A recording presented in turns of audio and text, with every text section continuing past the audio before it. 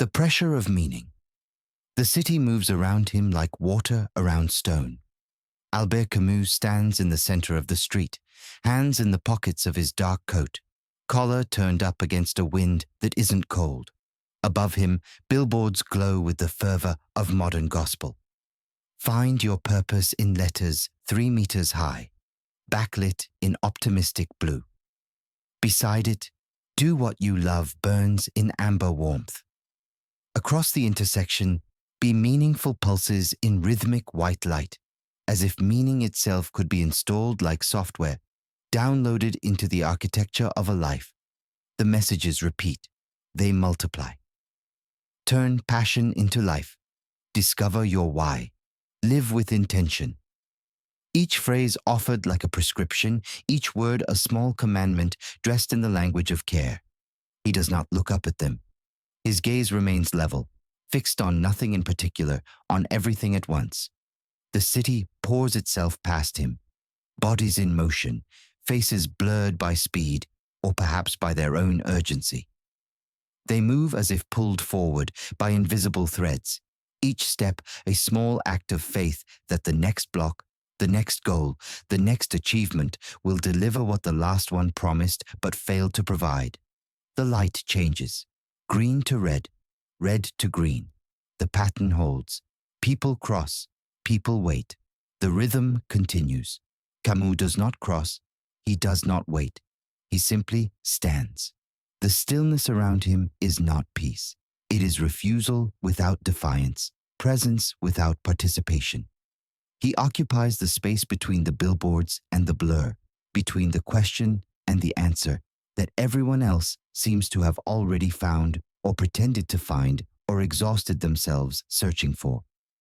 A woman passes close enough that her shoulder almost brushes his. She carries a phone in one hand, a coffee in the other, her attention divided between screens and steps. Her lips move, words into the air, into the void, into whatever network of meaning she has constructed to make the day bearable. She does not see him, or she sees him the way one sees a lamppost, acknowledged, bypassed, forgotten. The billboards do not stop. They never stop. Align your values. Create your legacy. Make every day count. The imperatives pile up like snow, soft at first, then suffocating.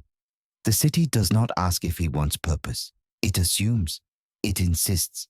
It provides the framework, the vocabulary, the metrics by which a life can be measured and found either sufficient or lacking. The pressure is gentle, which makes it worse. It arrives wrapped in encouragement, in inspiration, in the bright language of self-improvement that suggests the problem is never the demand itself, only his failure to meet it. He shifts his weight slightly, left foot to right, a minor adjustment, the only movement in a field of motion. The exhaustion is invisible, but present. Not the exhaustion of labor, but of explanation, of being expected to justify his existence at every turn, to translate the simple fact of being alive into something more palatable, more productive, more aligned with the approved narratives of fulfillment. The world no longer allows a person to simply exist.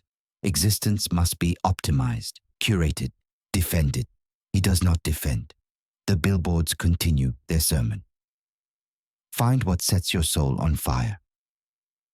The phrase hovers in neon pink, cheerful and relentless. He wonders briefly what happens to those whose souls refuse to ignite, whether they are permitted to remain damp, resistant to kindling, whether refusal is even recognized as an option, or if it is merely pathologized, rebranded as depression, cynicism, a failure of imagination.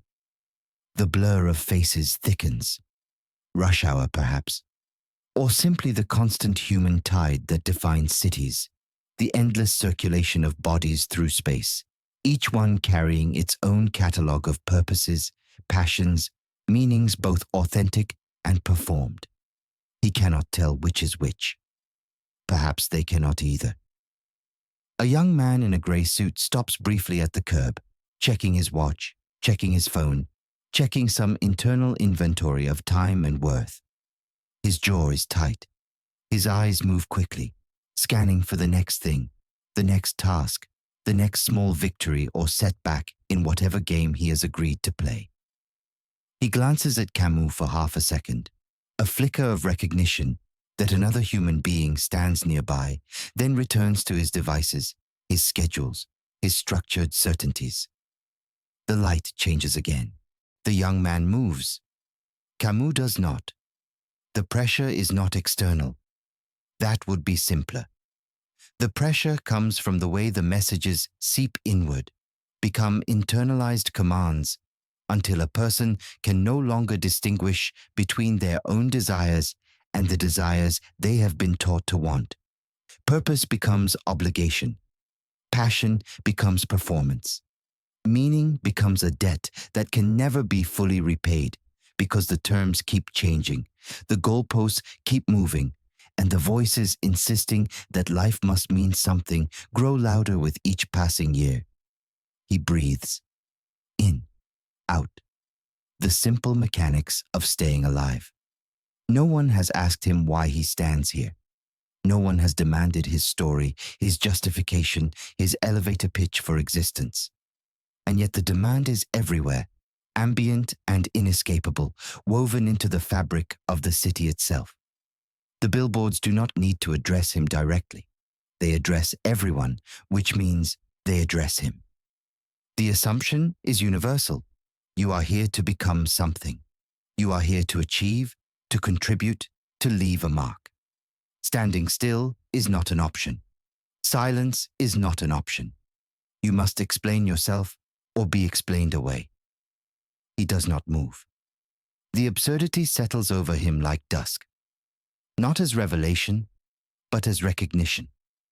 The city offers meaning the way it offers public transit, a system, a route, a series of stops that promise to deliver you somewhere worth going. But the promise is a construction. The meaning is not discovered. It is manufactured, marketed, sold in 12-step programs and motivational posters and weekend workshops that guarantee transformation for a modest fee. Life does not ask to be explained. Only people ask that. Only cultures built on the terror of insignificance demand that every breath justify itself, that every hour produce evidence of worthiness, that every life arc towards some greater narrative coherence. He knows this, has always known it. The knowledge does not comfort him. It simply is. A child runs past, laughing, chased by no one. The sound cuts through the ambient noise, pure, brief, unencumbered by purpose. The child does not run toward meaning. The child simply runs. For a moment, the blur parts. Then it closes again. The billboards glow brighter as evening approaches. Live your truth. Own your story. Be the change. The commands accumulate. The weight increases. And still, beneath it all, beneath the glowing insistence that life must be more than it is, there remains the stubborn fact of the body. Breathing, standing, persisting without permission, without plan, without the approved vocabulary of fulfillment. He does not resist the pressure. Resistance would acknowledge its legitimacy. He simply stands within it, separate from it, neither accepting nor rejecting the terms of the bargain he never agreed to make. The city moves. The lights glow.